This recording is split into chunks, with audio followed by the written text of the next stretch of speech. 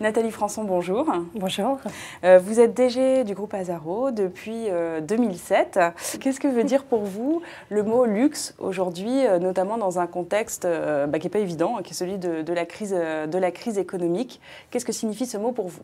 Alors moi, ce que je trouve intéressant en fait en période de crise, c'est que le luxe prend son vrai sens, puisque au-delà des aspects très mode que peuvent avoir les produits ou des choses comme ça, on revient sur les vraies valeurs du luxe, à savoir la qualité, le savoir-faire et vraiment tout l'aspect désirable du luxe. On est vraiment là-dessus plus que sur la mode pure. D'accord. Et ça, je trouve ça très intéressant. Et ça, c'est aussi ce qui fait que, par exemple, en 2009, vous aviez insisté, malgré la pression, pour éviter de faire fabriquer ailleurs, malgré la pression pour faire baisser les prix, en fait. Oui, exactement. En fait, nous, on a eu un parti pris de conserver la fabrication de nos produits en France.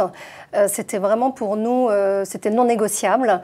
Et on a préféré tenir bon et résister à toutes les demandes qu'il y avait pour nous faire baisser nos prix, pour garder cette fabrication française. C'est important de créer ces emplois en France, de les garder, de les conserver et de conserver vraiment ce savoir-faire chez nous. Vous êtes à la tête d'une famille recomposée de 6 enfants. Tout à fait. Voilà, ce qui m'épate. Et vous dites qu'ils sont votre priorité. Comment est-ce que c'est possible, honnêtement, quand on occupe un poste comme le vôtre?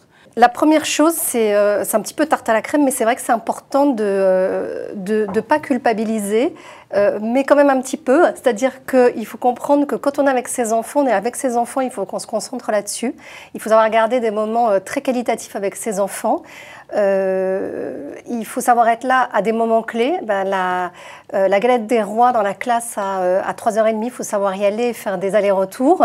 Le soir, ça implique de partir tôt. Voilà, et le soir, exactement. En fait, il faut vraiment résister. On pourrait rester tous les soirs au bureau jusqu'à 22h, minuit, enfin voilà. Simplement, il faut résister, il faut se donner des vrais timings. Et on est quand même beaucoup aidé aujourd'hui parce qu'on a des petits outils comme le BlackBerry qui nous permettent de suivre s'il y a vraiment une urgence, de suivre les choses à distance. Et en même temps, il faut aussi essayer de couper quand même quand on rentre chez soi, d'être concentré sur ses enfants et d'avoir un moment vraiment pour eux. Alors vous partez à quelle heure du bureau? Alors je pars entre 19h et 20h. Et vous travaillez le soir après? Je travaille le soir après, uniquement quand vraiment c'est nécessaire. Qu'est-ce qui vous a poussé, peut-être dans votre vie comme ça, à avoir cette faculté de prendre ce recul sur les choses?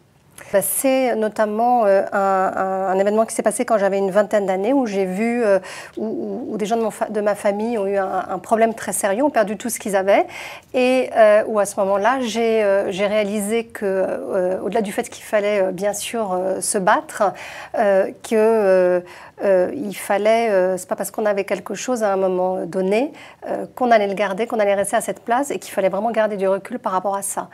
Et je pense qu'il faut à chaque fois rester concentré sur ce qu'on fait et pas se regarder soi dans sa fonction.